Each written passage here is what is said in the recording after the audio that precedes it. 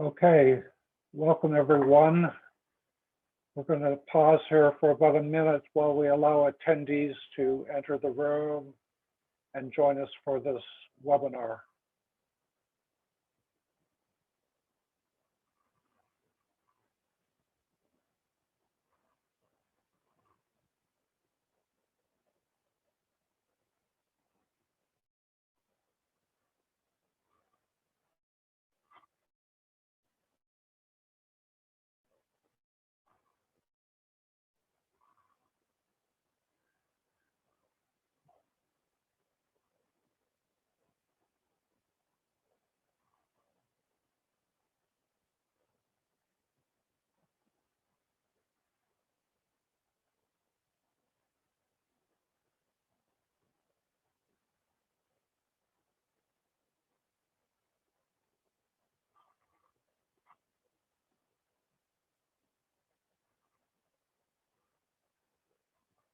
So hopefully people have entered the room and we can begin the webinar. Welcome and thank you for attending. My name is Scott Hannum. I'm with the Carmel Valley Association, and I'm pleased to be your moderator this afternoon. This is the last in a series of webinars created by the Community Wildfire Webinar Series team. It's entitled Taking Steps Towards Community Wildfire Preparedness. Our panelists this afternoon are Christy Wyckoff, talking about conservation biofuel management, Childress, prescribed burning for wildfire management, Mike Kaplan, regulation and policy considerations, Pam Peck, Fire Safe Council and you, and last but not least, Richard Bates, 7 days to a Firewise home. The Carmel Valley Community Wildfire Education Mitigation Project began last October. These are the initial participants. From left is Meredith Knoll. Meredith Knoll was the community instigator who wrote to the Thriving Earth Exchange and proposed that we do this project for Carmel Valley. The Thriving Earth Exchange accepted her proposal, and this webinar series is phase 1 of the project. Next is Jamie Tootle Lewis of the Resource Conservancy District, myself, Scott Hannum, and to the right is Katie Swenson of the Thriving Earth Exchange, who's been our absolutely essential leader for this project. We also want to thank many other people. You'll see that some of them are presenters this evening. We also want to thank several organizations listed at the bottom of this slide. The Thriving Earth Exchange is an offshoot of the American Geophysical Union, and it connects communities with scientists, providing support to tackle local priorities related to natural resources, hazards, and climate change.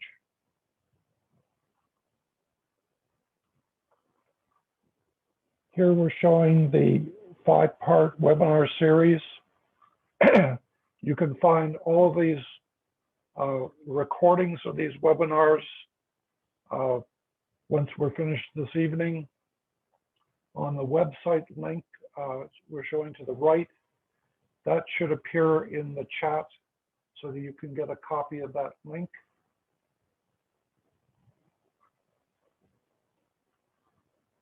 A little housekeeping. The attendees' cameras and microphones are muted during the webinar.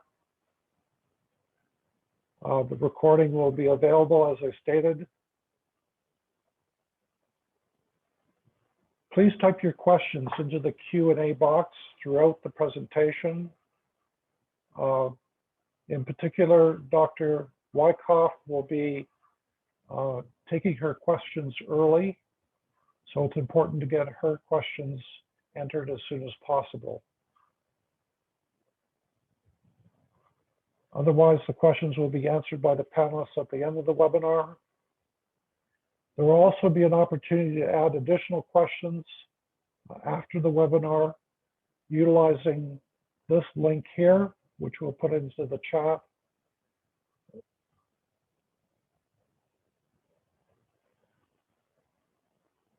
There will also be a survey that will be put into the chat, so you have a chance to give us more input. This input is very important to this project, since it's going to be going on to a phase 2, where we'll be doing scientific research as a result of the important research we're doing into wildfire mitigation.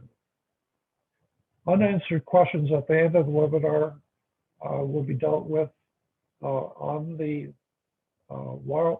firesafemonterey.org website, and your questions will be, the answers to your questions will be emailed to you.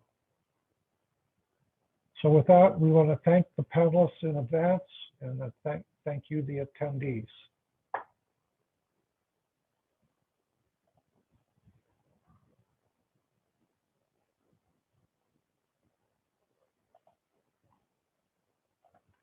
Our first speaker this afternoon is Christy Wyckoff.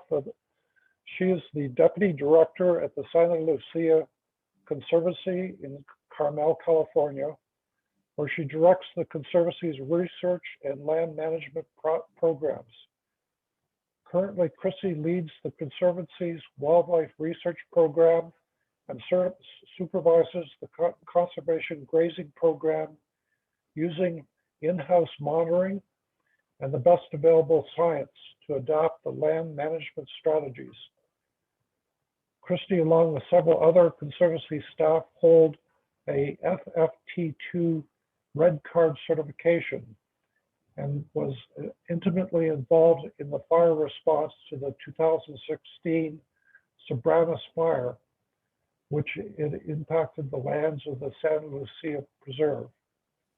She also oversees the Conservancy's wildfire preparation program in concert with the Santa Lucia Preserve community's fire prevention efforts, and is working with the Monterey County RCD, CAL FIRE, and the Central Coast Prescribed Burn Association to create shaded fuel breaks and implement prescribed fire. With that, I'll turn it over to Dr. Wyckoff. Thank you. All right. Put this up.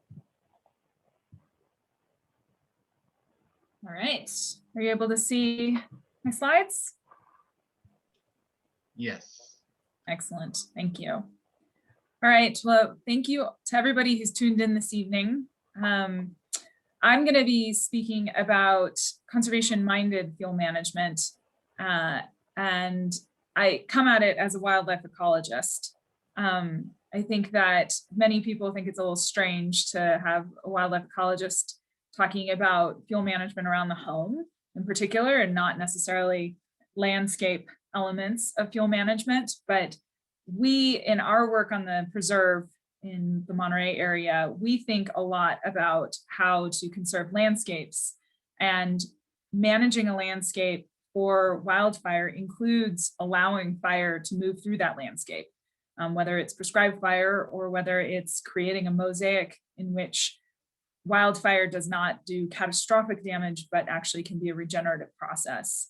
But we also have homes woven into this landscape. And so it's really important that we find a way to coexist with the fire that we know is coming. It's not a matter of if, it's when. And so how can we prepare for that? So a little bit about the Conservancy. We manage the lands of the Santa Lucia Preserve. It's a 20,000 acre conservation development that is incredibly rich in biodiversity and really healthy habitats. We work hard to keep it that way. 90% of the property is permanently protected. So we the Conservancy owns 10,000 acres in fee, and then we have 8,000 acres of easements across private parcels woven into that landscape. So the darker green in this map shows the privately owned parcels that have conservation easements on them. And so we are partners with those landowners, and we manage the preserve as one landscape. There's about 2,000 acres that have structures, or potentially will in the future have structures on them. And these are, beautiful homes. There's a bed and breakfast, there's golf amenities. So it has all of the things that most of our wildland urban interfaces have, which are values at risk and humans. And so we want to make sure that those are safe. But it is also located in a conservation landscape, as I was mentioning. And so we don't want to just do your average, bulldozer in a fire break at the last minute. We want to be really progressive and try and put in fuel breaks and land management practices that allow for wildland fire to move through the landscape when it does, in a way that's not catastrophic, but also in a way that allows for our fire response teams to get in there. So CAL FIRE and Regional Fire District, they need to be safe when they're engaging with these fires. And so we're thinking about all of those elements as we do our land management.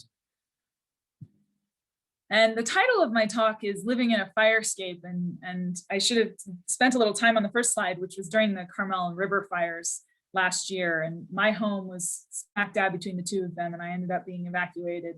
So it's a very personal experience to live in a firescape.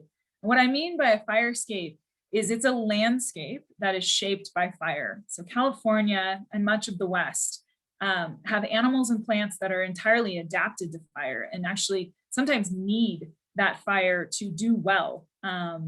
And a little bit of disturbance, low intensity fire, or perhaps grazing wildlife or browsing wildlife, is what actually keeps the system very healthy, and it creates this turnover of vegetation and regeneration. And without that, in the era of suppression, we've actually lost some of that regeneration, and now we have a lot of buildup of dead material in our landscape. So when we think about what we need to do at a landscape level, from our buildings to our ridgetops, we're really thinking about what are the natural processes that are out there, and how do the activities that we do on the preserve affect our neighboring properties. So example would be that during the Sobranes fire, CAL FIRE made it very clear that the preserve was the holding point to keep the fire out of Carmel Valley, which is not nearly as prepared for fire as the preserve is, because of all the efforts that have gone into this collective effort.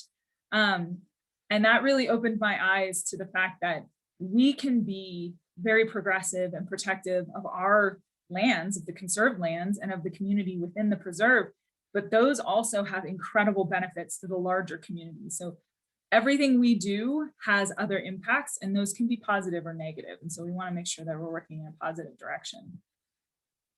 I also really think it's important that we stop talking about stopping fires and suppressing fires. We need to really figure out how to coexist with fire.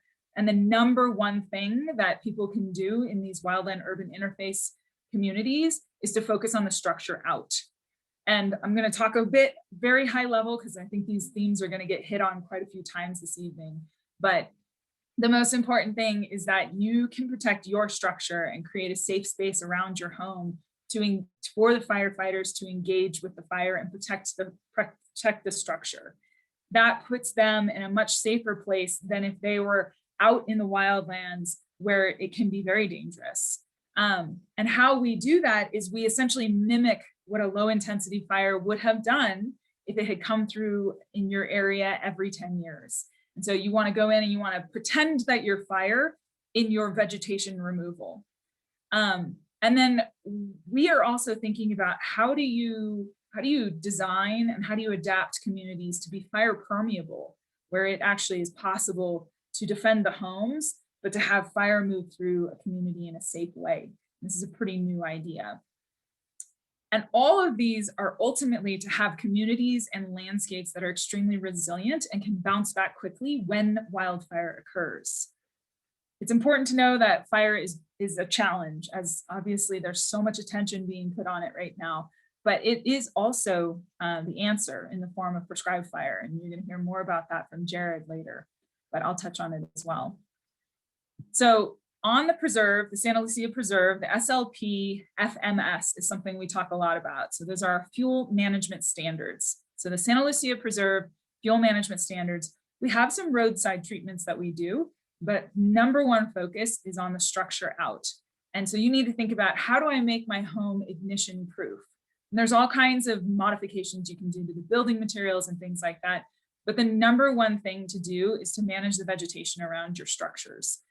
It is advised, and that's my understanding, that it actually will become law in a couple of years, that you have a 5-foot non-flammable zone around your home. That means no mulch, no plants, rocks, patio, things like that, that prevent those embers from landing on your structure and beginning a fire at the base of your structure. So you want to remove the weeds. Those weeds should be gone anyway. They're a pain, and they're both flammable and also a pain to your gardening.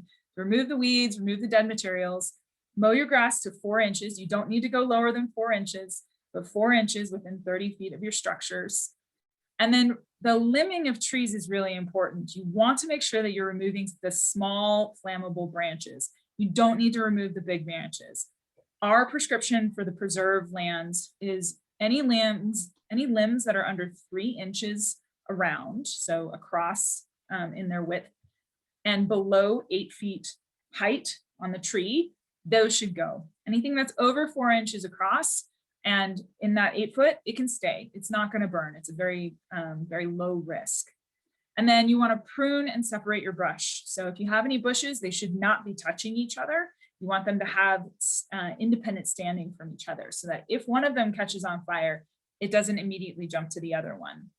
So we talk a lot about like clustering and separating brush, whether that's in your landscaping or if it's in the habitats that surround your home. Keep your trees though. Again, you do not want to over prune your trees. The trees provide a lot of shade and they cool the ground. They don't burn very hot as long as there's no understory. So if you have understory, that's when you get canopy catching on fire. But if you're able to remove the understory, so those short, hot, flashy fuels that are underneath, if this is in your landscaping, it's maybe the tall grasses or brush that could be touching the trees. If it's out in an unlandscaped area, it might be the annual grasses that are out there, or poison oak is a classic one. So any of those, you want to remove them every few years from underneath your trees so that they don't catch the trees on fire.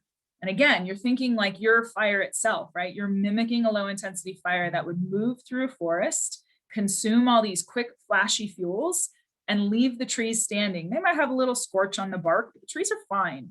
And as long as it doesn't get too hot underneath them. So you removing that protects your trees, and your trees will protect your home. So again, thinking like a low intensity fire, you don't want things touching the trees. So you want to go in and clear out the understory. It doesn't have to be manicured and it doesn't have to be perfect every year, but you want to do this every so often so that if a fire comes through, there's nothing to really burn and produce large flames underneath your trees. The trees here are very, very tolerant of fire, as long as there's not super hot embers underneath them. The idea of permeable communities, that fire permeable communities I mentioned, the idea is that we know that we live in a landscape where fire is going to happen, and we're not always able to stop it, especially, as we've seen in some of these really, really big fires in the last couple of years. So focusing on your home and allowing it to have space around it, one that slows a fire down, and you would only have a short flame length if it did get close to the home. That not only reduces the risk to the structure itself, but it creates a safe space for the fire response teams to come in. So your firefighters will see that you have done the work around your home, and they will feel much more safe coming in and defending your home. You are also making them safe. Nobody wants a catastrophe to happen on their home. A home is not worth the life of a firefighter. So make your home defensible. But by doing that, and then doing the same thing along your roads, you actually create this landscape that fire response teams can navigate and can engage the fire in a safe way. And they can prioritize what's important, which is life and then property. But life is number one, right? And then natural resources is number three. And as a wildlife biologist, it's hard to say sometimes because I'm like, no, it's our wildlife, but we need to be focused on our communities first. So if you focus on the roads and the homes, it allows our firefighters to move across the landscape as they need to. And then it also allows for the wildlife to move through the landscape. They can escape, they can move where they need to. And then the other benefit is that there is less long-term damage from fire suppression efforts. You know, we have very blunt tools for fighting fire, and it involves a lot of bulldozers these days. And they are the best thing that we have in some situations. But if we could avoid using them because we've prepared ahead of time, that is a much, much better opportunity. Then the idea is that fire could also be a solution is really catching on right now. So the idea of fire as a tool and the use of prescribed fire, it allows us to apply fire where we want it and where we need it. And then we can also allow fires when they do come through to burn through areas because we've already done the treatment, we've reduced the risk. And so fire coming through won't be a catastrophic experience.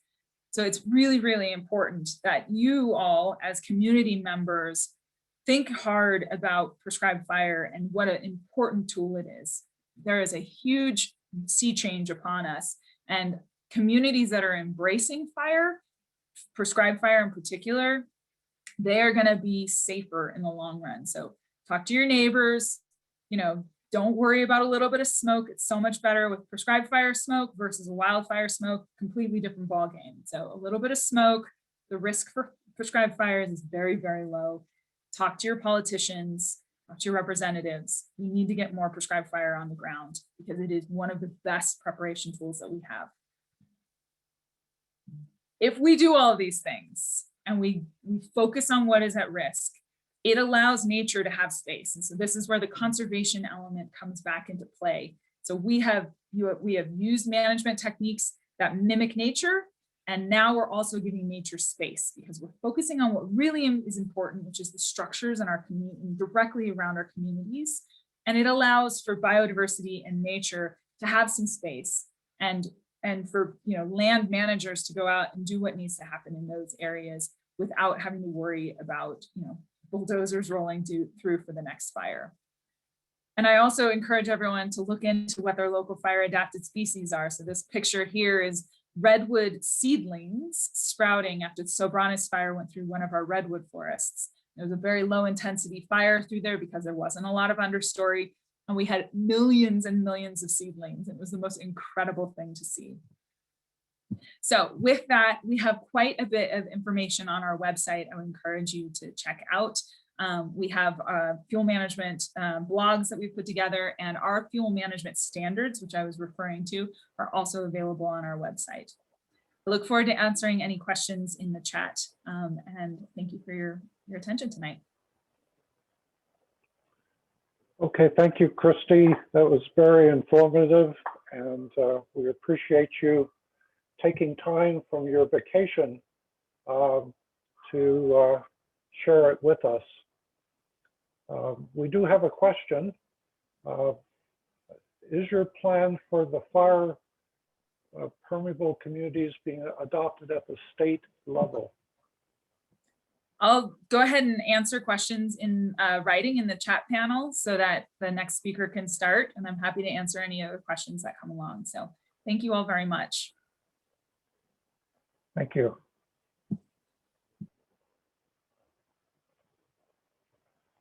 So the next speaker is Jared Childress. He's with the Central Coast Prescribed Burn Association, coordinator for the UC Cooperative Extension, identifies and implements prescribed fire projects throughout the Tri-County region, leads fire-related workshops, and engages in community organizing for the getting, quote, good fire, close quote, on the ground. Before working for the UCCE, Jared worked for Auburn Canyon Ranch's Fire Forward program, where he was co-founder and co-chair for both the Bay Area Prescribed Fire Council and Sonoma's Prescribed Burn Association, the Good Fire Alliance. And with that, I'll turn it over to Jared. Great. Thank you, Scott. I appreciate the opportunity to speak here tonight. I'm going to take a quick second to stop my video and share my screen with you also. Give me a quick moment here.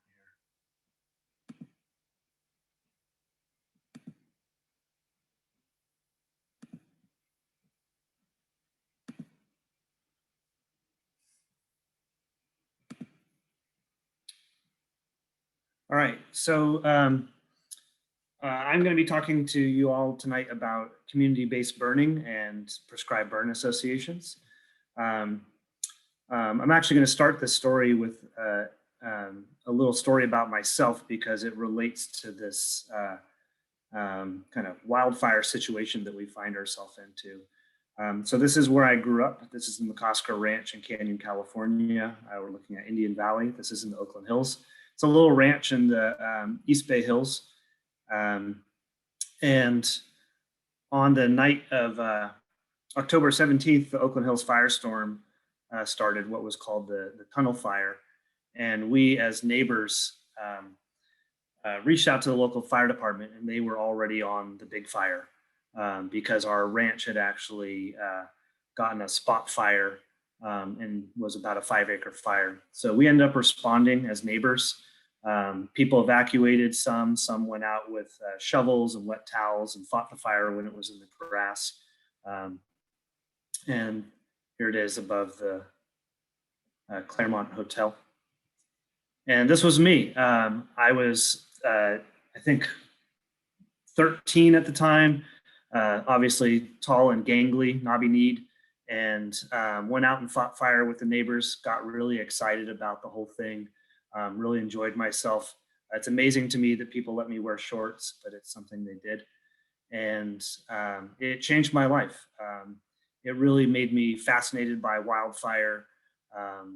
And eventually someone said to me, well, you know, you could do this for a living, which led me to working for CAL FIRE in the early aughts. And speaking of CAL FIRE, here they are making a stand on the tunnel fire. That's Highway 24 at Highway 13. That was the fuel break, which, by the way, did not work because it was a ember cast fire. It was really the changing of the weather that stopped the fire. So eventually I worked for CAL FIRE for a couple seasons. I was really interested in prescribed fire. It was the early aughts, and there was very few opportunities for us to utilize prescribed fire in California at the time. And I eventually left and went back to working on ranches and found my way back to doing burning and got really inspired. Eventually, that took me to Sonoma County just after the wine country fires of 2017. And one of these things about these big firestorms, which is, I really think, the right word to be using. Sometimes we say mega fires, sometimes we say firestorms, but firestorms really encapsulates what we're experiencing, is that they're terrifying to a population, but they create room for change because people are looking to do things differently. They're looking for an ability to not repeat what just happened. And as we've been seeing year after year, we're getting a repeat of that. And so there's a lot of space for change, which is a good thing. So in 2018, I moved to Sonoma County and was fortunate enough to help start the Good Fire Alliance, which is Sonoma County's Prescribed Burn Association. Let's see if I'll start a video here, see if that works. It was pretty amazing. This photo actually right here is just a tiny little prescribed burn, which was in the spring of 2018, just 6 months after the Tubbs fire. This was about maybe 5 miles from the Tubbs fire. This area actually has recently burned in the Glass fire. And the hunger in the neighborhood to be seeing good fire, as we like to call it, utilized was very high and very inspiring. So we started to have work parties. I'm going to see real fast if I can get rid of this top bar. Well, we started to have work parties with what I like to call the fire curious, which really is everybody. Originally, when we started the PBA, we were thinking would mostly be landowners helping landowners, ranchers helping ranchers, things of that nature. And what we found, it was employees of land trusts. We found it was ranchers, of course, too. Students who were working on their natural resources, degrees, vineyard owners, agency representatives, fire departments, everyone really. This photo is a work party we had where volunteers were learning how to do a cup trench on a control line for a burn that we ended up doing about 6 months after. So what are prescribed burn associations? They're often referred to as burning from the bottom up. This is a photo out of the Midwest where prescribed burn associations are very common. You can see it looks a little bit different sometimes than an agency burn, right? There's no yellow in this photo. No one's wearing Nomex. You see there's a tractor here for control, and that's not uncommon. Here's a map of Texas, all the counties that have prescribed burn associations representing parts of Texas. Oklahoma is the entire state right above Texas, has prescribed burn associations representing it. So in, I think about late 2016, some colleagues of mine from the UC Cooperative Extension went to the Midwest, got really inspired by what they were seeing with the prescribed burn associations, and came back and started California's first prescribed burn association, the Humboldt County PBA. And this was a couple burns we did with the Humboldt County PBA. I think this was 2019. This is a great local fire department fire engine at the top here. And this is actually the burn down low. We were burning for invasive Medusa head encroachment into grasslands. And this is the rancher hosting the burn. You can see the burns happening right down to where he plans on barbecuing. He's got the barbecue set up and going. But something that's really important for us to point out is fire has always brought people together. And that also applies to, of course, the indigenous population of California, the original burners. California is a fire adapted ecology, and on the coast, it's really a fire adapted ecology because of native burning. These are two friends of the Yurok tribe, Elizabeth and Margot, burning a prairie for elk restoration. They're bringing elk back to some of the prairie areas, and they're using traditional smudge sticks. It was a really powerful burn for everyone who was in attendance. And we just always have to keep in mind that tribes are always need to be at the center point of our good fire and need to be allowed to dictate the way things move in what direction with a strong voice. In the 1940s, though, ranchers in California saw that fire was really necessary for keeping pasture land open from brush encroachment. And so actually the PBA idea started in California, but they were called range improvement associations. This photo is from Harold Biswell's classic Burning in California.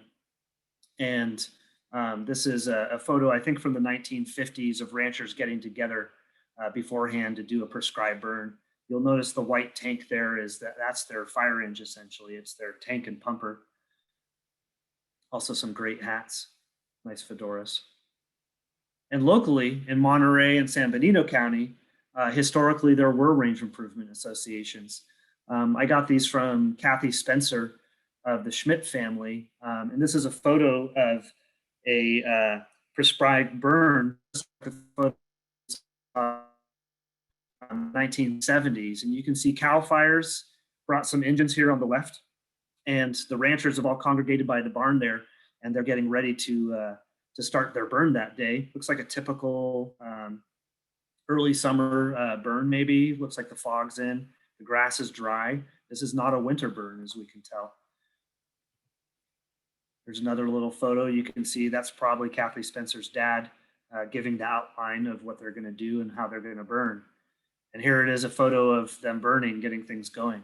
So this area is an area that's had range improvement associations, essentially prescribed burn associations, since the 1950s. It's not a new concept to the area. There are still ranchers who remember and participated in that.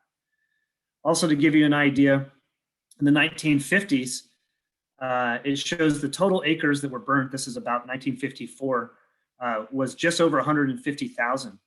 And then when you include the reburn acres, and oftentimes when we reburn and brush is when we see a lot of benefits. It got over 200,000 acres. And these are permitted burns, by the way. So I know ranchers who still burn without permits. So I can only imagine in the 1950s, there was quite a few ranchers who did get permits. So my guess is that the acreage was actually double this amount, more like 400,000 in the 50s. But you can see that it slowly tails off down into 1975. I won't get into the details of why, but that's an important feature to see. Also from Biswell's book, you can see the upper photo is from a pre-burn, and then this is a post-burn. It says they've had 2 burns, and it says for livestock grazing and for the wildlife habitat and to reduce wildfire hazard. And I think we can all agree those are things that we're looking for still to this day. So prescribed burn associations are really a modern take on an old idea. This was on a ranch in Sonoma County where I have most of my burning experience. And I just love it because it's like one of those old engines, but it's a more modern skid steer. And they put a little tank and pumper on it on the front. And so they call it a skidgen, which is a great name. So ranch burning, there's different types of ranch burning. It can be pretty informal. This is a high school kid who's actually part of the Gallo family. This is a researcher that we brought to one of the burns. And this is what winter brush burning looks like. Chamise doesn't actually absorb moisture during the winter. It waits until the springtime. And so its moisture levels can be actually quite low, despite the fact that we've had lots of rain. And so when we get, 2 weeks of dry weather in January, we can do lots of good burning and brush very safely and just use green grass as our control lines. It looks a little scary, but it's actually quite in control. Oak woodland winter burning, also the same thing. We're essentially just burning off the leaf litter under deciduous oak woods. You can see all the green grass is the control line here. And this does a lot of good work. It keeps encroachment out of the oak woodlands, which are some of our most biologically diverse woodlands that we have. And it's very easy, very low intensity, nothing to be scared of. And as you can see here, there's no yellow, there's no Nomex. This volunteer, this is again in Sonoma, is wearing regular Carhartts and things of that nature. And a lot of winter ranch burning essentially looks like a branding. These are a bunch of ranchers who've come out for a big burn on a winter day. And, they essentially have kind of, the same, as I like to call it, the cowboy costume that they would wear to a branding. And it's a similar concept of landowners helping landowners with things that they need. You can't just do it by yourself. You need those extra people. Plus, it's fun. Some other easy burning that we've done is blackberry burning. Blackberries will burn when everything's really green because they haven't leafed out yet. And this burn, we were able to take a little bit of dry straw and kind of use it as paper for the kindling. Also, some very lovely coastal prairie that we're trying to keep the blackberries from encroaching too much further into. This is actually this is a Monterey County in Arroyo Seco. This is some large scale pile burning that was done on Esalen tribal chairman's land in Arroyo Seco. And he had used a brush rake to create huge piles. This is just a couple of the piles of, there's probably about maybe 50 total. Also a really good technique. It's often utilized where you burn piles and then you allow the piles to creep together. So you're burning off the heavier fuels. And then as Christy was talking about, the limbing up and the light fuels have already been removed, which is what made the piles. And then we allow the piles to creep together. Pile and the piles are creeping together behind him. So shoulder season burns, as I like to call them, I came up with that term because we haven't really defined a difference between winter burning. And so I like to say shoulder season burning is when things start getting drier, essentially when the grass is dry enough. Typically in modern times, contemporary burning, we're looking for a burn boss to be involved, which is a nationally or state certified professional who has the background to run a burn, a very large organized burn that might have 50 participants, and then also a burn plan. And typically this is where you start seeing a little more of the yellow creep in and the helmets and things of that nature, which is always welcome, especially if it's a woodland burn where you might have falling trees and such. Again, these photos are for Sonoma. But one of the elephants in the room, not only with organized burns and those shoulder season burns, but just with burns when really the grass is dry, when we need to worry about our prescribed fire becoming a wildfire, is liability insurance and then the cost, of course. So California, thankfully, just recently started a California Burn Boss program, which is great. We'll be creating more burn bosses shortly. But we're still lacking the insurance. And so this is something that California as a state recognizes, and there's efforts afoot to create a state pool that landowners can buy into. Something that the Central Coast PBA, which I'm a member of and the coordinator of, is getting funding for burn plans and also for burn bosses, because a burn plan can run $3,500 and a burn boss can run $1,500 a day, which is actually quite expensive, obviously. In California, which is a simple liability state, by having both a burn plan and a burn boss, you're showing due diligence, which is really important for the liability of the landowner. But it's also important to point out that numerous studies have been done on the safety of prescribed burns. And I like to point out that prescribed burns are a lot like driving. It's all about how you drive. If you're a safe driver who's not texting, is not drinking, is driving the speed limit, knows where they're going ahead of time, is doing their quote unquote due diligence, you're most likely going to get to your destination safely. But if you're texting or you're drinking or you're not paying attention to where you're going or you're sleep deprived or something like that, you haven't done your due diligence, potentially it is dangerous, right? So it's important to recognize that it's how we do these things that matter. But in these studies, it's been found that, I'm going to point out the second one here, John Weir, who's a colleague out of Oklahoma, in a meta study from 2020, showed that only 1% across more than 23,000 burns, including both federal and private, had escapes. And only of those 1% escapes with only one insurance claim and one injury. Now, if we compare that to driving, those are pretty impressive odds. And so I think that's something that we can even improve upon for one, but also is something that we should at least keep perspective on. So last year, obviously, was one of the more impressive, let's put it that way, fire seasons that any of us have experienced. This photo is taken from the August Complex, which I was a firefighter on.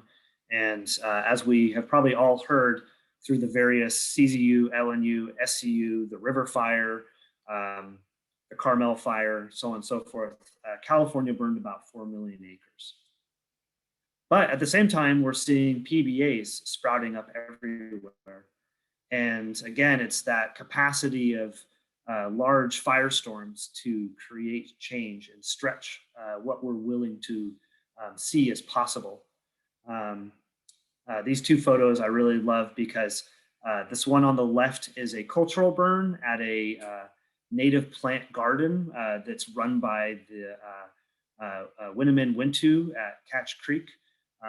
And they're burning deer grass in this case for basketry materials. And you can see how approachable fire is in this situation where you have kids helping light and you have tribal members, tending the fire right next to them. And then this one on the right is a friend and rancher in northern Sonoma who we burned maybe about 200 acres. This was last January, and he wanted to burn off some of the fuels around his hunting cabin. And you can see how comfortable he was with that. His cabin is still there, by the way, if anyone's wondering. So in 2019, two colleagues of mine, Jamie Tutelli-Lewis, who's on this call, and Davey Rao started the Central Coast Prescribed Burn Association as a demonstration burn and training burn. There was the first burn in 2019 in Bitterwater, which is San Benito County. This was burning for invasive yellow star thistle. I think Christy was there as well, and it was a great demonstration. And what we're focusing on at this point is building capacity. We're not so much worried about how many acres we get burnt at this point, but mostly how many people we bring in, train, get good experience, and so on and so forth. And so, for instance, we just finished up some firelighter training, or Firefighter 2, which is a national certified wildland firefighter course. And we had over 120 participants, both in Monterey, San Benito, and Santa Cruz counties. We have a training burn coming up this summer. The date is still unknown, but will be happening in Watsonville Slough. We've purchased burn equipment and a burn trailer. We've been doing site visits with landowners, working on burn plans. And we hope to do winter burning this upcoming winter when the time comes, and we're doing some prep on that. And then we're currently doing a lot of wildfire preparedness via workshops. So we have a home hardening and defensible space workshop actually coming up on June 26th. And I'll put my email and contact in the chat. That will be in Santa Cruz County. And we actually have, just as of today, kind of a late season pile burning workshop coming up on the 13th of June, also in Santa Cruz County at La Selva Beach. So if anyone's interested in those, please feel free to contact me. So a couple last little things. There's some new ideas out there that I just want to throw out there. There's a fire district that I work with in Northern Sonoma County called Northern Sonoma County Fire District, who's very progressive and very forward thinking. And all these photos are from burns of theirs last fall that I participated in. And they actually do site visits on private landowners' lands and help write burn plans and help actually enact fires on the landowner's land. So this lower left photo is a ranch that burned in the 2017 pocket fire. So this is a reburn, essentially, prescribed burn. And you can see we burnt right down to the houses. And we had firefighters, again, wearing the yellow and such, lighting the fires. Actually, a bunch of these firefighters are from their fuels crew who do burning. So the fire department's leading the burns, and you can see the local rancher here with them. But they're also working with the local PBA, which is the Good Fire Alliance. So these two participants here who are lighting this brushy hill are actually volunteers from the local PBA. And you can look back and see the scale that we're working at. This burn on this particular day was about 250 acres and got a lot of really good work done. So I just want to put a plug in that's something that we're looking to hopefully help expand throughout the state. We're hoping to get funding from potentially the state to run a pilot program with different fire districts that would be essentially imitating what Northern Sonoma Fire is doing. Another great idea that a fellow out of Santa Cruz kind of put in my mind is taking volunteers in the WUI area where prescribed fire, the 250 acre large fires, what I call broadcast burns, might not be appropriate, and instead doing smaller prescribed burns, but having a wildfire preparedness brigade or wildfire prep brigade.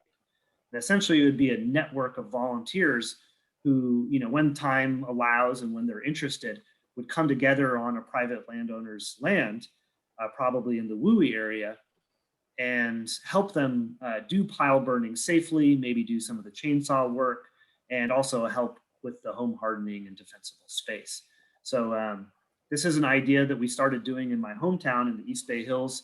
And this is a volunteer on the right who's actually raking dry fuels away from the community school, the public school. And we also did lots of defensible space and roof cleaning and gutter cleaning and things like this. So this is hopefully creating access points where community members can participate and get involved beyond the prescribed fire and get involved on a more local level and on a smaller scale with pile burning and home defense. So again, if anyone's interested in participating in a Monterey, let's say northern Santa Lucia wildfire brigade, let me know. That's something we're putting together. We're also putting together one for the Santa Cruz Mountains at this point. Jared, we want to thank you very much. Yep, that's the end. So I'll just finish up here. Here's my email for those who want to contact me. And then also I would highly recommend checking out the statewide PBA website, which is calpba.org. And you can find out more information there. So we'll stop sharing. I'll put that stuff in the chat as well. Jared, that was great. I certainly learned a tremendous amount about good fire, and I'm sure the attendees did as well. So thank you very much. You're welcome. Thank you. And I'll be sticking around for questions later. For everyone, just a gentle reminder that your questions are highly valued by us, and please don't hold back. All questions are good questions. Our next speaker is Mike Kaplan. He's here today because in 2008, at the Basin Fire was burning towards his rural community of about 300 homes and densely overgrown woodlands in the Palo Corolla area of Big Sur. You could see that equipment was not working on the historic fire break in the Los Padres National Forest, where he had seen it working during the Kirk fire in 1999. One question led to another, and Mike learned that in 2001, the Forest Service had started the NEPA process on 10 2,000-foot wide fuel break projects on the location of the historic fire break in the National Forest that had been used to stop wildfires in the past. But a year later, 2002, wildfire was moved over 8 of those project areas. And as a result, the Forest Service abandoned the projects, one of which had been intended to help protect Mike's community from wildfires, will start in the National Forest. Mike's personal mission is to work to have laws changed to enable public and private landowners to prepare for wildfires by reducing accumulations of wildfire fuels to safe, more natural levels. And with that, I turn it over to Mike. Yeah, so let me start my screen sharing.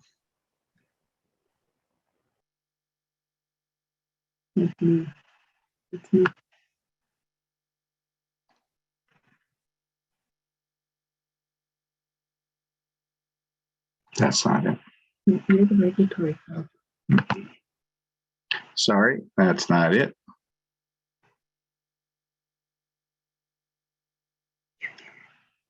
No.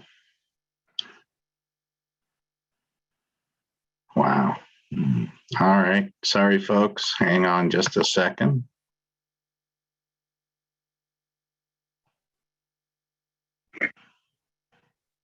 All right, there we go. So can you see that now? Not yet, Mike. Let's just give it a sec. All right. Uh-oh. Yeah. See it now? No, I don't see it. Do you want me to run your? So yeah, why don't you go ahead and do that, because I think that's going to work for us better anyway. Okay, let me pull it up. Mm-hmm. So while he's doing that, this is a PowerPoint that is going to be a fast read, probably too fast. At the end, it has a link that you can use to get a copy of it. if you find the information in it informative and something you want to help in making changes to existing rules and regulations that get in the way of public and private landowners doing wildfire fuel reduction work. So Jamie, you want to take that to full screen to start this slideshow? I guess you have to go to slideshow and then start it. And it is automated, Jamie, so it should go on its own.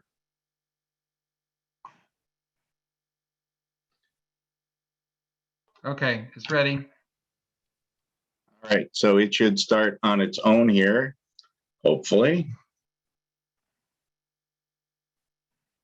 And you can go ahead and use your arrow keys to speed it up or slow it down if you want. Okay, so I'm going to start So here the at background number 2. Sure. Great. So the purpose for this background is to let you all know that we really do have a problem here in Monterey County. And that if we don't deal with it by reducing quantities of wildfire fuels to safe levels, in time, we could end up with another situation like Paradise. All it's going to take is high winds on a hot summer day. So what you're seeing, Mike and Jamie, I'm so sorry, but we're seeing only a small portion of the PowerPoint. If you could stop it, Jamie, it looks like it's been shrunken. Okay, let me see. Let's see. it's looking good to me. Good enough anyway. It is cutting off, it looks like the top. Okay, let me try sharing screen one more time.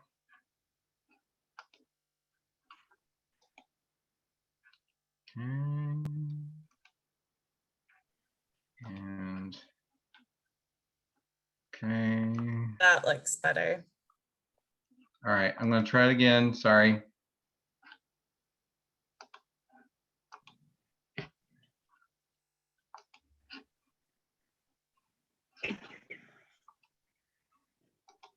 Okay. Okay. Does it look? How's it look now? Looks great. Thank you. We're I'm on on slide 8 now.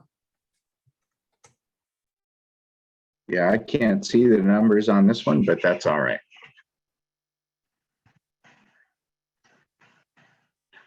So the purpose for these photographs is to show you how we ended up with the policy in 1935, I think, to try to put out fires as quickly as possible by 10 a.m. the next day.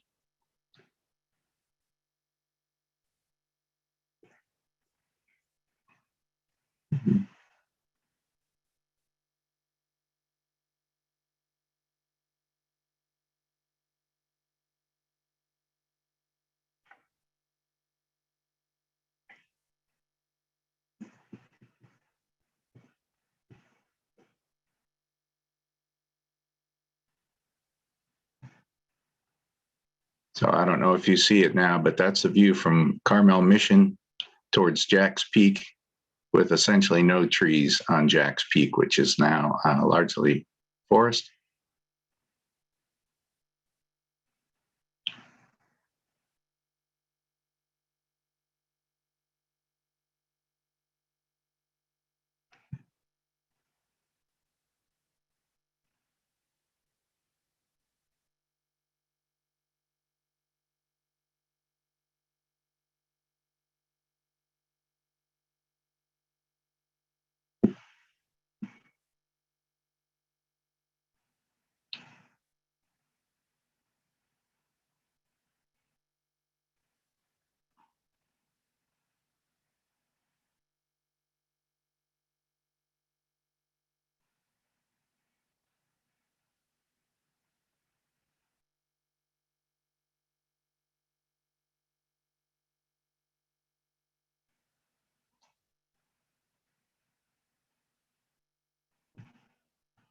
And these are going to go by, if you're seeing the reports as I am, these are going to go by probably too quickly to read some of the quotes.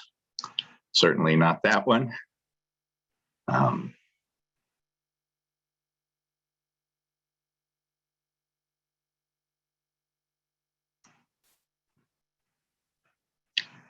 But again, at the end, there's a link to a Google Drive folder.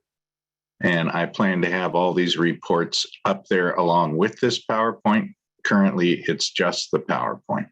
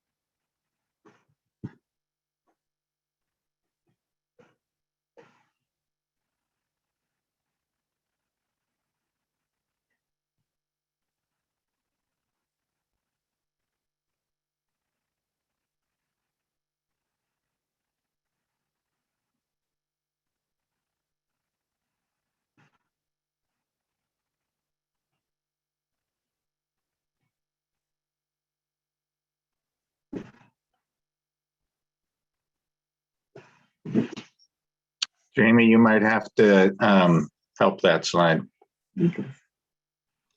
Yep, sorry, it's going. Good.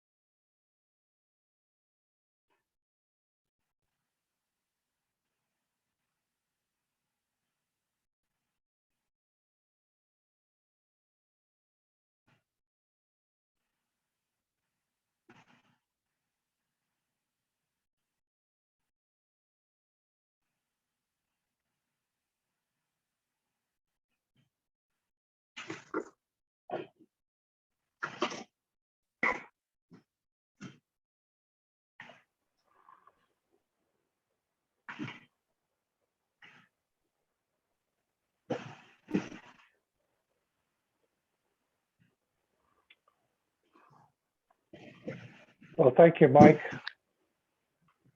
That was a powerful set of slides. As a person who's used to hearing your booming voice, I was stunned by how powerful it was by you holding back. We are getting questions coming in, which we appreciate. More questions are more than welcome. Okay, with that, I'm going to introduce the next speaker.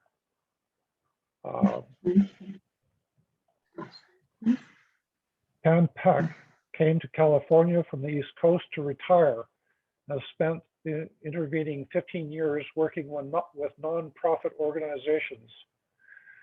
Significantly, her work has been community-driven and triggered by wildfire. She is a board member of the Community Association of Big Sur, whose mission is to protect and preserve the character and natural beauty of Big Sur, and to partner with private and public property owners towards a healthy and sustainable community. With that, I'm going to turn it over to Pam, and Pam, it's all yours.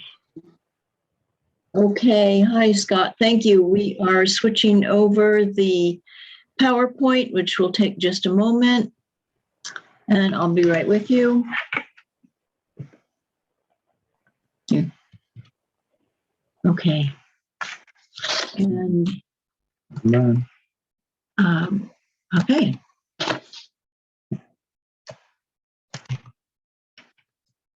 You start slideshows. And we're going to share the screen.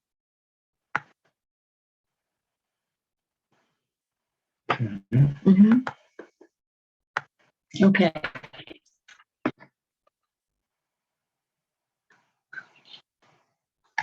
Okay, thank you all. And start the video. Okay.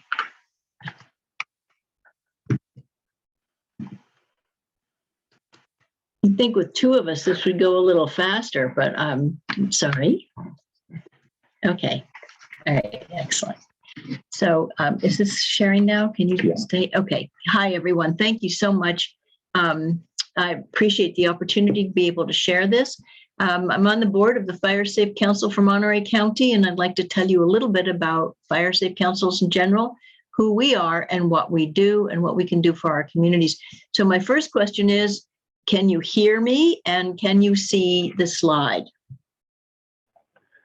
Yes, it looks good, Pat. Thank you. So first of all, what is a Fire Safe Council? When did they start? How are they structured? And most importantly, for the work that we do, how are they funded? We're going to run through those questions quickly. Mike, it's not moving. Sorry, hold on, everybody.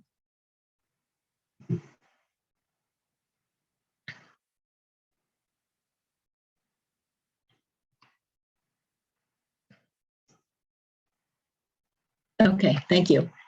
So a Fire Safe Council is basically a grassroots community-based organization which shares the objective of making communities less vulnerable to catastrophic wildfire. Fire Safe Councils accomplish this objective through educational programs and projects such as shaded fuel breaks or fire breaks or chipping programs to protect area residents against an oncoming wildfire and to provide firefighters with a place to fight oncoming fires. If you are so interested to start your own Fire Safe Council, I have to tell you, there is only one in Monterey County, and we are the Fire Safe Council for Monterey County. But you can become a Fire Safe Council on your own right, and the California Fire Safe Council on their website has an excellent handbook that you can look into this process. Thank you. So when exactly did Fire Safe Councils start? Nothing was around until the early 1990s when there were a number of organizations that got started, usually by local communities to do local fire reduction work and to raise awareness about wildfire. And that became the precursor of our community-based Fire Safe Councils that we know today. One, the Fire Safe Marin, which is quite an active Fire Safe Council in a community that's smaller than Monterey County, was originally started in 1992 and remains excessively active today. Very good Fire Safe Council to point to for information. There was a major firestorm in Southern California, which incentivized a number of communities to start Fire Safe Councils.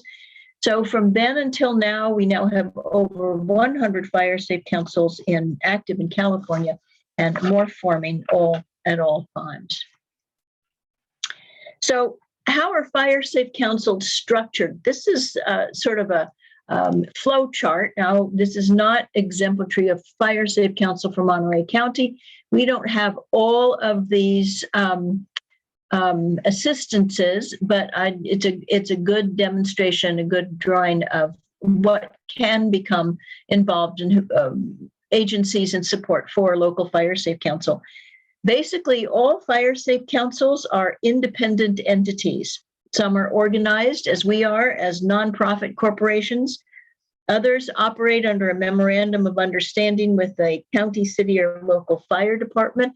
Our Fire Safe Council for San Benito County is structured that way, and they vary in focus. Some are countywide, while others comprise only the homeowners association locally, and all sizes in between. We are an example of a countywide Fire Safe Council.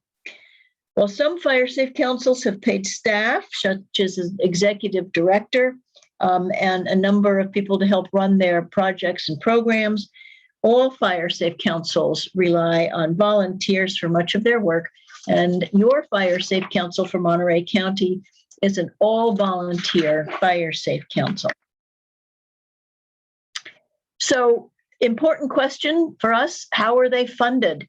There are a number of different types of funding, federal, state, and other sources, and we'll go over a couple of these for you.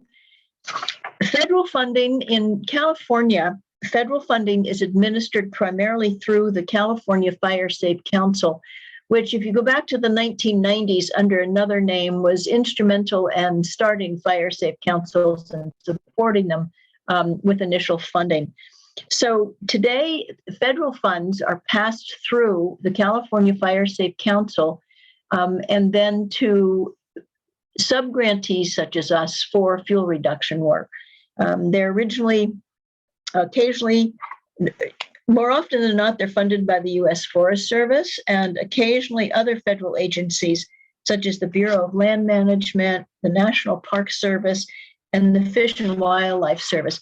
What you are looking at right here is actually the California Fire Safe Council's grant page, how to apply for a grant. So you'll see this is where you start with them to apply for a grant. Typically, they give grants to nonprofit organizations, RCDs, special situations, but not to individuals or not necessarily to homeowner associations. We'll talk about that a little later. And that's where fire safe councils can come and assist you with the fuel reduction work and funding for it. Then there's state funding. The state programs vary in availability and funding amounts from year to year, and funding comes and goes, as with the federal funds. This is the CAL FIRE grant, one of their grant opportunity prevention programs. They have a number of them. They offer several opportunities during the year for funding for fuel reduction work. And again, fire safe councils, nonprofit organizations can apply for them here. They offer a number of different types of programs, from fire prevention to forest health to urban and community forestry and others. Funding can also come from other sources, and our Fire Safe Council looks to these as well, although the amounts are typically not as large and much more difficult to come by. So donations from communities is a possibility of funding. We get grants from other sources than the ones listed here, for example, community foundations, and from private organizations like PG&E. Membership dues from our organizations are also a way to help fund certainly our administrative costs. And many of the grants today are looking for 100% buy-in from their boards to help support their organization and the projects they run. Some counties, not Monterey County, some fire safe councils in some counties receive funding from both city and county governments.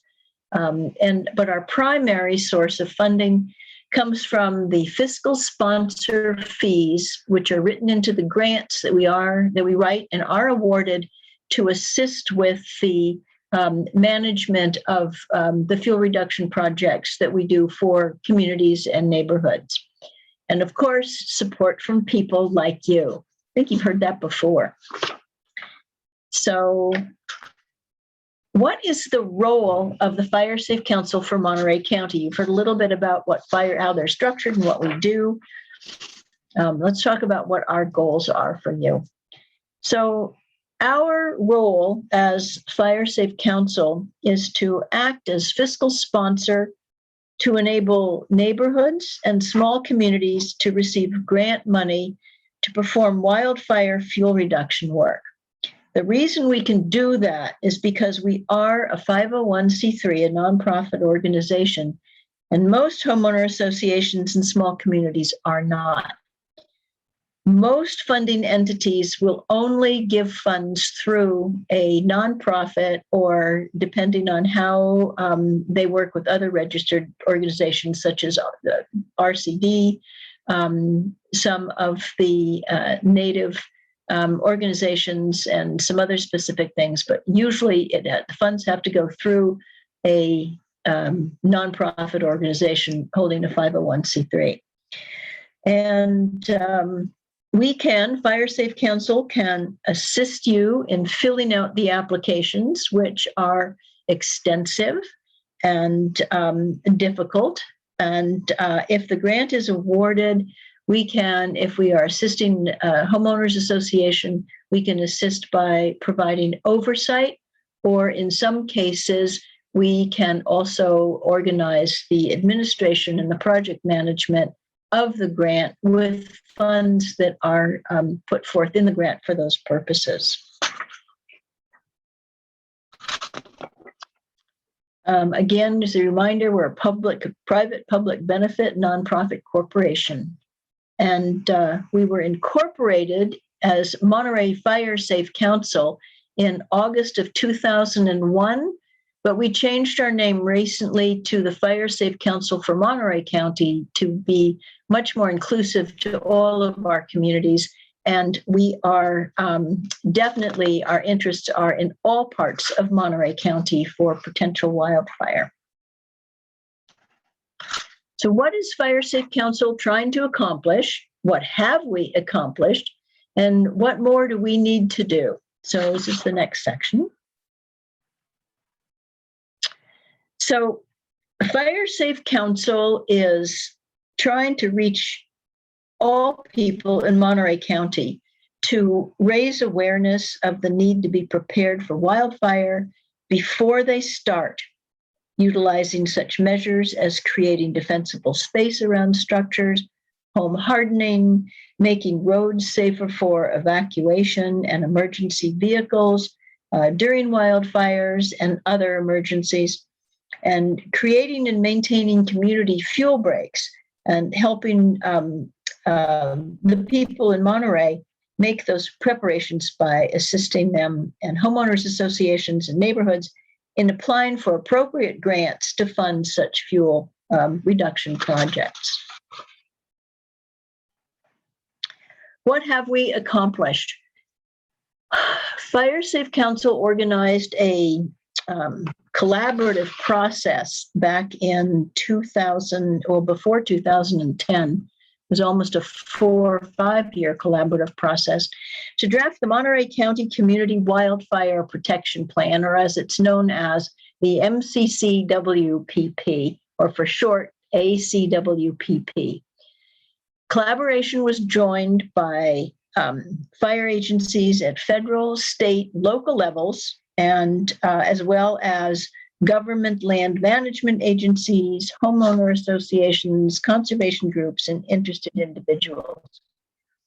And you can see that we had the CWPP was approved and signed in 2010. And the segment which lists the high priority areas, which is Appendix B in that document, is updated every 4 years with buy-in from the communities and our local fire authorities. And here is a picture from, I think, shortly after it was signed, of some of the participants. You may recognize a number of them. Some of them are still here. Some of them are gone. And you may recognize, if you're participating, you may recognize yourself in here. It was a very, very big collaborative process. We're very proud of the work that we've done. In our grant funding efforts, we have raised over $2 million in grants for wildfire fuel reduction work in areas as far as North Monterey County, out to Kashawa and Jamesburg, and down through, certainly through Carmel Valley, and also down in through Big Sur. Most of these we have been acting as fiscal sponsor and finding the appropriate grants, as I mentioned before, writing them for the communities, getting buy-in from the communities to work with the Fire Safe Council and the fire authorities to get this much needed fuel reduction work done in their communities and their neighborhoods. So here is a picture of two of the types of funds that we have awarded. One was a chipping program, and the other is a roadside clearance for emergency ingress and egress and then evacuation routes. And this is quite usual of the type of work that we do on those levels of support. So we also are very invested in supporting the National Fire Protection Association's Firewise USA recognition program. And this program, we have Richard Bates on. I believe he's going to be speaking after me on the Firewise program. This is a program that quite honestly helps neighbors work with their communities and their neighbors to become proactive in their own fire safety awareness and getting work done, the fuel reduction work for their communities, which then supports for their neighbors in their communities, which then supports their communities, as well as the communities and the resources outside of their communities from wildfire. And I'm going to make a note here that's not on this slide. There is just not enough money and not enough funding from any of the entities that I've mentioned to address all of the work necessary to protect all the lives, homes, and the resources throughout Monterey County. So it becomes important that local communities become much more proactive, educate themselves, and become aware of what needs to be done to protect their own communities. And Firewise is a program that can help them do so and accomplish those goals. So currently, we have a number of projects that we're working on. We were awarded recently the Multi-Community Cooperative Chipping Program through CAL FIRE. It was awarded for $950,835. And it is the largest program that Fire Safe Council has been awarded. It focuses on 6 underserved areas in Monterey County, and it is a 3-tiered program. First of all, there is an education program which will reach out to each of the 6 areas and talk about defensible space, how to obtain good defensible space, and then how to set up a successful chipping program in your area, along your roads, engaging your community. Having done that, we then provide curbside chipping for within these 6 communities over a period of 3 or 4 years. And then lastly, also a ingress and egress clearances for emergency and evacuation and along roads within these 6 communities. So are you affected? You could be. On our website, which is www.firesafemonterey.org. If you go to the MCC grant tab and click on it, it shows you the 6 circled communities that this grant currently addresses. And if you can, on the website, drill down and actually look at the roads that are included in the areas.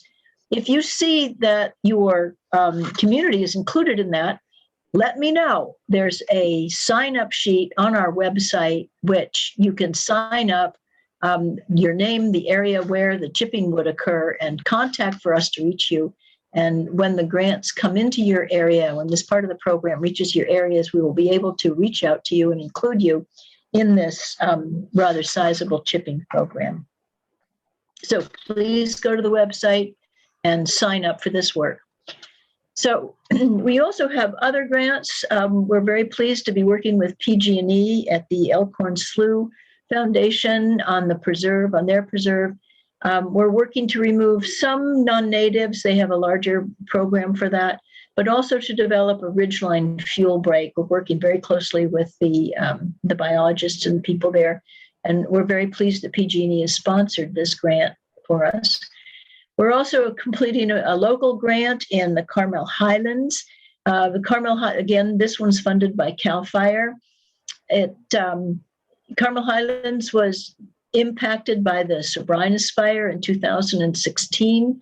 And this grant is to assist with opening and maintaining an emergency ingress and egress along the roads, helping with defensible space, but also creating a community fuel break for the community. So we're very pleased to be working on that in conjunction with our CAL FIRE partners.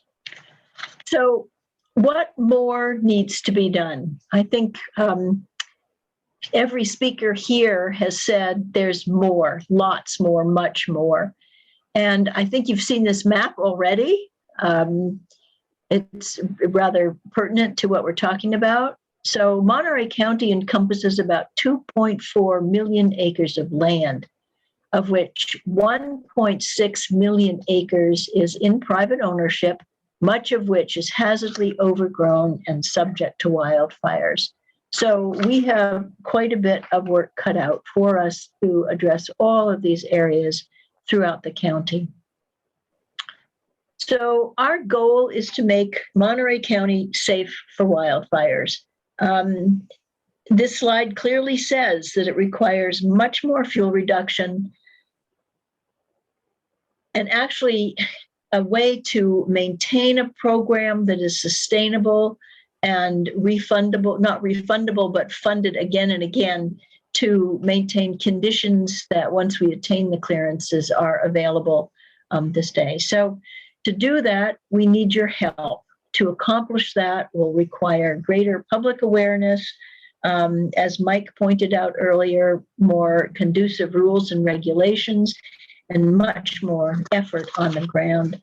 So for more information and to contact us, please go to either our website or send an email to info@FireSafeMonterey.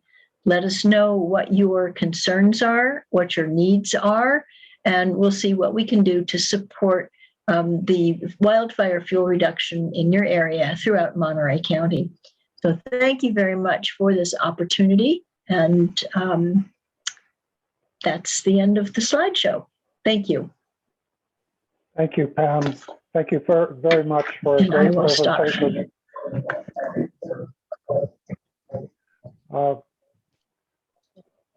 We have one last presenter, and we realize that we're over time, but I understand that Richard Bates will have 7 slides, and it's a very important presentation because it's one of the newest things on fire protection, so we're eager for you to hear about that. So with that, I'm going to turn it over to Richard Bates. Thank you, Scott.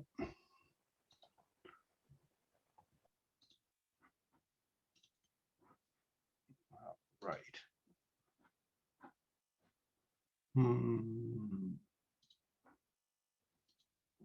All right. How is that? Is everyone seeing that? Yes. All right. We'll close that. All right. Good evening, everyone. I'll get to the point quickly. My name is Richard Bates. I am also on the Fire Safe Council for Monterey County, along with several of the presenters here this evening. Fire Safe Council of Monterey County, now that you've seen Pam's presentation, I will dive right through that slide. So, 7 days to a Firewise home. Many of the presenters and all of the presenters you've listened to over the last couple of weeks have been excellent presentations by local experts on a wide variety of topics. The big picture, fire is part of our natural existence, and we are now in a crisis of having to deal with that. And as Mike and others have indicated, there is a toxic buildup of fuel in Monterey County. So it is incumbent upon everyone to take the steps themselves and take the information that has been distributed over the last several weeks and put it into action. And so what I've done is just boiled down the information into 7 steps that people can take to put that info into action. So on day 1, prepare yourself. Make sure that you are connected to all the resources to provide evacuation and emergency assistance and information. Alert Monterey County is an excellent information source, and this is for when action is needed at a specific address. Another resource is Nixle. This is text messaging when information is needed in a specific zip code. such as road closures, general updates. And then we have social media, Facebook, Twitter, Nextdoor, WhatsApp. Become engaged, become connected. Day 2, prepare for evacuation. Make an evacuation plan, pack a go kit, and be ready to leave if an evacuation order is sent out. I won't belabor this slide. I'll let you ramble through it for a moment. There was a presenter several weeks ago who has an excellent resource, and I will direct you to her at Peace of Mind Preparedness. And that website will provide you with a vast resource for your evacuation needs. Day 3, begin with your home. Take some steps to make your home more resistant to ignition. Burning embers are the most common cause of home destruction. A recent study published in the September 2019 issue of Fire, factors associated with structure loss in the 2013 to 2018 California wildfires, identified the most consistently important structural characteristics in hardening your home. Those being enclosed eaves, vent screens, and multi-pane windows. Multi-pane windows are also known to protect against radiant heat. With regards to vent screens, I will invite you to visit the Robos del Rio Firewise website. They are hosting a community event on June 12th, and one of the drawings will be for a home retrofit of all your vent screens. So if your home is in need of vent screen retrofitting, June 12th at the Carmel Valley Fire Station, there will be a drawing for a retrofit of an entire home. Day 4, maintain zone 0. Zone 0 is that area from your house outwards 5 feet. 5 feet from the house, typically at the corners, you want that space to be a little greater, 7 feet. But within this 5 feet, avoid anything combustible. So remove those woody plants, mulch, wood piles, combustible trellises, propane tanks, those type of things. Move them away from the house. It's also an excellent location for walkways, hardscaping, pavers, rock mulch, or pea gravel. All right, and this should also be coupled with a 6-inch non-combustible zone between the ground and the start of the building's siding. Even if your siding is flame retardant or flame resistant, the flames, if they are in contact with the siding, can get up underneath and behind it, and you've negated the benefit of your flame retardant siding. Day 5, prepare your yard. Here, I'd like you to think lean, clean, and green. Maintain your yard in those spaces between 5 and 30 feet. So keep plants thin, pruned, low growing, have them irrigated, remove dead and dying material, and make sure your plants are properly irrigated. Day 6, create a Firewise yard. All right, what we're trying to do is to knock down those flames as they approach the house. So they're non-existent or at very low level, so they can be put out with a garden hose, or if fire suppression resources are there, they can easily knock them down. So what does that mean? Reducing shrub height, preserving mature trees, as Christy indicated, to provide shade, and it can actually be fire protective. Pruning lower tree branches and removing shrubs, and as we've heard before, ladder fuels. All right, we want to keep the fuels out of the tops of trees. If a tree torches within a neighborhood, that's where embers are produced and distributed, and those embers are then distributed in your community. Day 7, prepare your community. As we're all getting the sense, we're in this together. Wildfires threaten not individual homes, but entire communities. So everyone must be proactive to prevent homes, communities igniting and being vulnerable to wildfires. So help your neighbors. Create or join a Firewise neighborhood And my personal goal, and what I would challenge everyone to do, is to do your part in making all of Carmel Valley a network of fire adapted communities. And that concludes my presentation. Thank you, Scott. Thank you, Richard. That was great. All right. We're going to take time for a couple of questions. Jamie Tudor Lewis will be presenting the questions. If the presenters could turn on their mics and their cameras, then we'll be ready for questions. Okay, so so Scott, what's been happening is that just because we were pressed for time, I think Jared has answered quite a few of the questions within the Q&A box, as well as I've answered a couple as well. If there's any remaining questions from the audience, they can type in them right now. If there's questions for Richard Bates, please go ahead and put them in the Q&A box. But we've attempted to answer them. So I think we're going to post these at the Fire Safe Monterey website. There might be some further elaboration on some of the questions, but if anybody else in the audience has further questions, please go ahead and type them in now.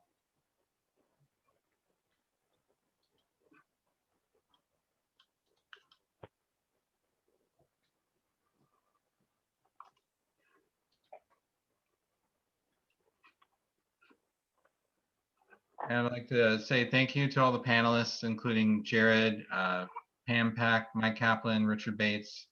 Really appreciate the time. I'd like to say thank you to the audience.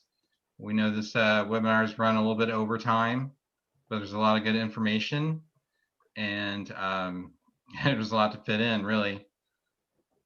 So if no one has any further questions, look at the link in the chat box.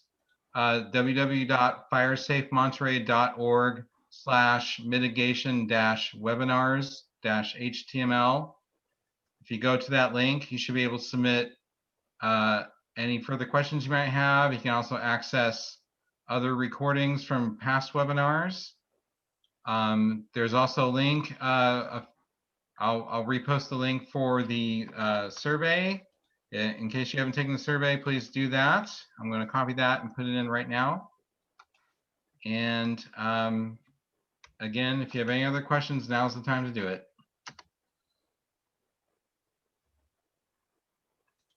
I echo Jamie. I want to thank the panelists and the attendees.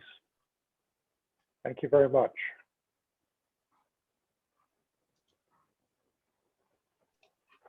Before we go, just, let me allow to save the chat.